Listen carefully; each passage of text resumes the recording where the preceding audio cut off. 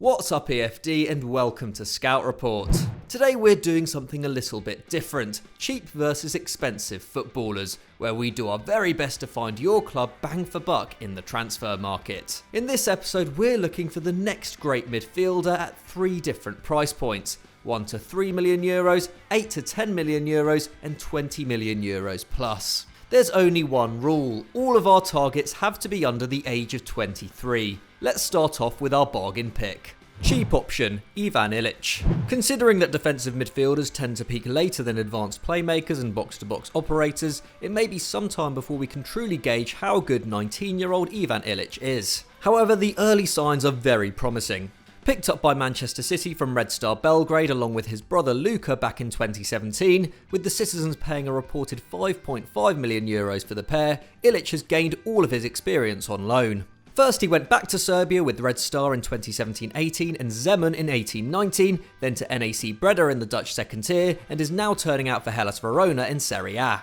Since returning to the Italian top flight in 2019, the Giallo-Blu have performed very solidly, with a 9th place finish last season backed up by a strong start to the new campaign. After 13 games, they are 3 points off Lazio and Atalanta, while only Juventus and Napoli have conceded fewer than their 12 goals. And it's not like they've had an easy run either. They've held Juve and AC Milan away from home, and returned from trips to Atalanta and Lazio with all 3 points. While he ranks 12th in the squad for minutes played so far, Ilic has helped keep the side in good defensive shape when he's been on the pitch. His 4 tackles and interceptions per 90 is the highest average among his teammates, while the fact he wins a solid 68% of his attempted tackles suggests he already has a good understanding of when to challenge and when not to. But it's his ability on the ball which really makes him stand out. He rarely loses possession, completing 65% of his dribbles and getting dispossessed less than once a game. Meanwhile, his passing is particularly impressive. His 86% pass accuracy is very respectable in a side which retains less than 50% of the ball in games, while his 42.1 completed passes per 90 ranks him first in the Verona squad among players to have played more than 500 minutes. For context, Milan prodigy Sandro Tonali completes 44.1 passes a match in a much better side. And he's useful in possession too.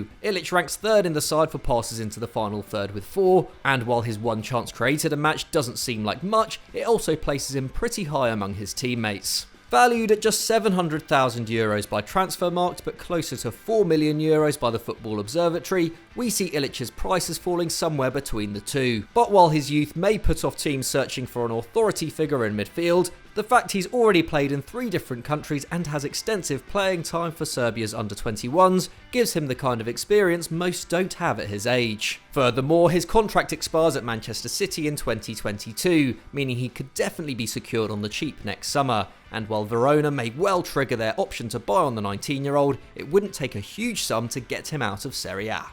Medium option, or Elmangala. For clubs searching for a midfielder who represents something a bit closer to the finished article, however, Elmangala is worth looking into. Turning 23 in March 2021, the Belgian just about qualifies for this video, while most of his experience has come in the German second tier. A product of the Anderlecht Academy, Mangala spent a year on loan at Borussia Dortmund in 2016-17, starring for their championship-winning under-19 side before being signed permanently by Stuttgart, where he racked up 20 appearances, mainly off the bench, during the 2017-18 Bundesliga season. Another loan spell followed, this time at Hamburg in the Bundesliga, and his excellent performances in defensive midfield earned him a regular starting spot back at the Mercedes-Benz Arena, helping Die Schwaben gain promotion back to the top flight last season. He's remained a key player this term, as Stuttgart have made an impressive return to the big time, losing just 3 of their opening 13 games, racking up more shots than any side bar Borussia Dortmund, and ranking joint 3rd for goals scored, hitting the net more times than Borussia Mönchengladbach and RB Leipzig. Mangala isn't the chief destroyer or main distributor in the Stuttgart midfield. His 2.6 tackles and interceptions and 34.6 completed passes per 90 are dwarfed by partner Wataru Endo, who wins possession 4.3 times a match and completes 43.1 of his attempted passes. However, he is essential to the team's style of play, with his excellent footwork and ability to beat his man key to the side switching from defence to attack. His 2.7 completed dribbles a game is the best in the Stuttgart squad and ranks him 4th in the entire division, behind only Jadon Sancho, Amida Harit and Matthijs Cunha, while his 70% take-on success rate is also very decent. If you need someone to make your midfield more press resistant, Mangala's your man. His speed and effectiveness in the transition is also matched by his intelligence off the ball. While we've already established he doesn't tackle much, when he does attempt a challenge he is almost always successful, coming away with the ball 88% of the time. Like with most young central midfielders though, there is clear room for improvement. While Mangala is effective at winning possession in the right areas and springing the counter, he can also be wasteful, losing the ball more often than any player in the squad bar forward Tanguy Koulibaly. This is something that could certainly put off the top clubs from pursuing him.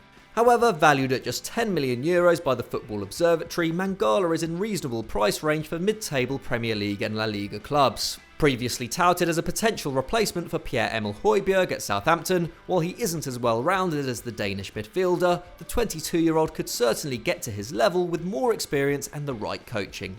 Expensive option, Ryan Gravenberch. The youngest of our trio at 18 years of age, Ryan Gravenberch is one of the most talked about teenagers in European football. Making his debut for Ajax back in September 2018, the Dutchman broke Clarence Seedorf's long-held record as the club's youngest appearance maker in the Eredivisie at just 16 years and 130 days. A highly impressive feat at a club famous, perhaps more than any other, for handing players responsibility at a young age. However, it would take Gravenberch another year to get his second senior appearance, playing most of his football with Jong Ajax in the Eerste Divisie. But since properly breaking into the starting 11 at the end of 2019, the youngster has gone from strength to strength. Likened to Paul Pogba when he was a youth player, Gravenberch bears a few similarities with the World Cup winner. Like the Frenchman, he stands at 6'3", plays his best football on the left of a midfield three, is excellent on the turn and has the makings of a superb creator. His numbers also match up pretty closely with Pogba's in his first season at Juventus. A brilliant carrier of the ball, Gravenberch completes 2.2 dribbles per 90 to a 19-year-old Pogba's 1.8, and is also strong in the challenge, making 2.6 tackles a match to Pogba's 2.5. And just like the Frenchman when he was developing, Gravenberch isn't creating loads of chances just yet, with 1 per 90 compared to Pogba's 0.8. Although the fact he has 4 assists to his name already this season suggests that when he does lay on opportunities for teammates, they are of the highest quality. However, there is a notable difference between the pair. Gravenberch is already filling in at the base of midfield and also doubles up as Ajax's primary distributor in the middle of the park, a role that Pogba never really had to play until he returned to Man United. The Dutchman completes 68.9 passes per 90 with an 88% accuracy, with 43.9 of those coming in the opposition half. By comparison, Bayern Munich star Joshua Kimmich completes 69.6 passes per 90 at a 90% accuracy, with 41.4 of them made in the opposing half. While these kind of comparisons must be taken with a pinch of salt, with oppositions in the Eredivisie not on the level of Serie A or the Bundesliga, they nevertheless paint a very exciting picture for a player who doesn't turn 19 until May. Improving all the time and with a variety to his game that midfielders much older than him would be envious of, Gravenberch has superstar potential. Currently undervalued at just €11 million by Transfermarkt, it's understood Ajax would demand at least €25 million for his signature. And considering the sums collected for Frenkie de Jong, Matthijs Ligt and Donny van de Beek in the last couple of years, we imagine even this is a modest estimate, especially if one of Europe's elite come calling. For now, it would still be wise for Gravenberch to get another season or two of development in the Eredivisie under his belt, but he is quickly turning into one of the continent's hottest properties. Any club in need of a player who will dictate the midfield for years to come will no doubt be interested. So that's it for this edition of Cheap versus Expensive Footballers, but what did you make of it, and do you have any suggestions for future episodes? Please let us know in the comments below. If you enjoyed this episode, please let us know by leaving it a like, and why not stick around on EFD by clicking on screen right now. Thanks for watching, and we'll see you next time.